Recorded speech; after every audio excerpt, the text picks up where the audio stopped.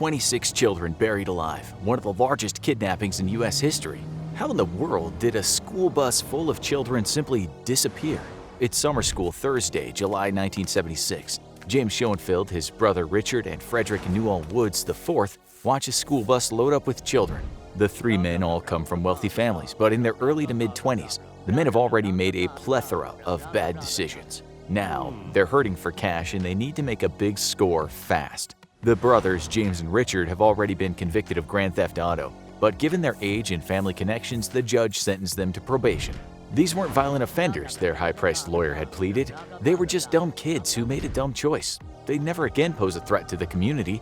The judge believed it, and 26 children would pay the price for it. The three men knew well the route the bus was going to take. The bus, being driven by Frank Edward Ray, also known affectionately as Ed by the local community, is preparing to bring the kids back home from a summer class trip to the local fairgrounds. The kids had spent the day swimming in the fairground pool and enjoying a very rare summer school field trip. The bus is cruising down a lonely back road. There's barely any traffic here, and that's exactly what the kidnappers are counting on. They've already raced well ahead of the bus and are now prepared, waiting with the van just off the shoulder of the road. As the bus approaches, the van pulls out, completely blocking the road. Ed honks the bus's horn and he slows to a stop. He can't imagine what kind of idiot would just pull off the shoulder and block the road like that. He quickly glances back at the kids to make sure they're okay, and when he looks back out the bus window, he's shocked by what he sees. Three men have exited the van, nylon stockings over their heads making their faces hard to see. The men have guns, which they're pointing directly at Ed. One of the men warns him not to throw the bus into reverse or make any dumb moves, as he signals for him to open the bus's door. Ed hesitates. If he lets the armed man onto the bus, there's no telling what might happen to the children. Then again, the men could simply shoot him through the glass windows and force their way on anyway. There's no way to lock the bus door, and even if there was, an emergency door in the back of the bus would make it easy to get inside anyways. Ed decides it's better to simply cooperate and says a quick prayer as he opens the bus door. One of the masked men immediately climbs aboard. The children begin to scream in fear as they see the man with a shotgun climb onto the bus, but the man shouts at them and threatens them into silence. There's a few scattered whimpers from the children, but they comply. The man then tells them to put their heads down and keep them down. To Ed, he tells him to get off the driver's seat and sit down in one of the empty seats at the head of the rows of seats. The masked man sits across from Ed, pointing his gun at him the whole time. A second masked man climbs onto the bus and sits in the driver's seat. Outside, the third kidnapper hops into the van and puts it in gear, then moves it out of the way of the bus. The whole operation has gone smoothly up until now. No cars have driven by to catch them in the act, and the kidnapping has taken less than a minute. The man in the driver's seat puts his foot on the gas and the bus lurches forward, with the van falling in behind it. The man sitting across from Ed draws his attention once more to the gun. No hero stuff, he warns him. Just sit there quietly and everything will be fine. He repeats that last part once more out loud to the children. They're too scared to even look up. The bus takes a right off the paved road and onto a disused road. It bounces wildly as the driver accelerates, anxious to leave the paved road behind and get the bus deep into the wilderness and away from prying eyes. Finally, the bus arrives at the Baranda Slough, a shallow branch of California's Chowchilla River. The driver pulls the bus into the surrounding foliage as deep as he can, doing an adequate job of hiding the large school bus from view. As the van pulls up behind the bus, the men signal at the children to get up and start unloading off the bus in a single file line. Ed is forced to go first, the masked gunman never taking his eyes off the aging bus driver. Outside, the driver of the first van uncovers a second van that's been hidden nearby in the brush. Both vans have had their rear windows painted black, and the interiors are reinforced with paneling. The children and Ed are split into two groups and ushered into the two vans. Once loaded, the doors in the vans are slammed shut. There's no light in the vans, and the blacked-out windows keeps even the fading sunlight outside from getting in. Children whimper in fear in the darkness. Some cry. Ed does his best to reassure the children, but his words fall on deaf ears. The vans start moving. Eventually, Ed can feel the vans leave the gravel road behind and land on smooth pavement. The vans don't stop again, they just keep going well into the night. The lack of circulation makes the van stuffy, and despite it being nighttime now, the California weather is still warm. The children haven't eaten or drank anything in almost 12 hours, and heat stroke is a very serious concern in the blacked-out vans. But the kidnappers keep on driving. Ed tries to keep track of time, but it's impossible. He has no idea by the time the van has finally come to a stop, it's been almost 12 hours. The doors to one of the vans open up, and Ed is greeted once more by a man wielding a sawed-off shotgun. He's told to get out and follow, and the doors are slammed shut as he exits the van. A few feet away, Ed is led into a dark hole in the ground with a ladder sticking out of it. He's told to climb down, but Ed hesitates. He has no idea what's down there. There's no light, but the shotgun pressing against his back encourages him to move. Reluctantly, he climbs up onto the ladder and then makes his way down into the dark. To Ed's relief, there's a small flickering light once he reaches the bottom. As his eyes adjust, he can look around and realizes he's inside a truck trailer that's been buried 12 feet into the ground. Above him is a hole the kidnappers cut in the roof, and as he looks around, he spots a table at the head of the trailer. On the table are some jugs of water and some food, a few boxes of cereal, peanut butter, and several loaves of bread, as well as some other odds and ends. Seeing the water and food, Ed finally realizes they've been kidnapped. That's actually a relief. For half a day now, Ed's been wondering if he and the children were simply going to be killed. One by one, the children are brought out of the van. As the kidnappers drag one child out of the van, they slam the door shut again, then lead the child to the hole in the ground and tell them to climb. Down in the buried trailer, Ed does his best to encourage the children, not wanting the kidnappers to lose their patience and hurt one of them, or worse. Some of the children try to hide all the way to the back of the vans, away from the doors, but it's no use. The kidnappers simply climb into the vehicles and angrily drag the children out, then push them toward the hole. Consigning themselves to their fate, the last of the children finally climbs down the stairs and enter the trailer. Suddenly, the kidnappers toss a roll of toilet paper down into the hole and say, "We'll be back for you." Then the children can hear the sound of something heavy being dragged. To their horror, they realize the kidnappers are dragging a large manhole cover over the hole leading to the outside world. Ed and 26 children have been buried alive. The only sound is the whirring of fans in the trailer, which is another bit of good news for Ed. This means the kidnappers have at least thought of the possibility of asphyxiation and installed some sort of ventilation system. Where the wheel wells of the trailer are, the kidnappers have cut holes, clearly intending for those to serve as makeshift bathrooms. Ed and one of the older boys stick their heads into the holes, hoping to see a way to escape their predicament, but the holes only lead to a small depression in the soil around the trailer, enough to serve as a toilet and nothing more. Pushing on the rear door of the trailer, they realize their worst fears. They're fully and completely buried alive, and the only way out is through the hole in the ceiling that's now been completely covered up. Frederick Woods and brothers James and Richard Schoenfeld finally can breathe a sigh of relief. The three kidnappers have driven the children to Woods' family quarry, where before the kidnapping they had buried a full-size truck trailer. For several days, the men had worked to secure the trailer and install a makeshift ventilation system.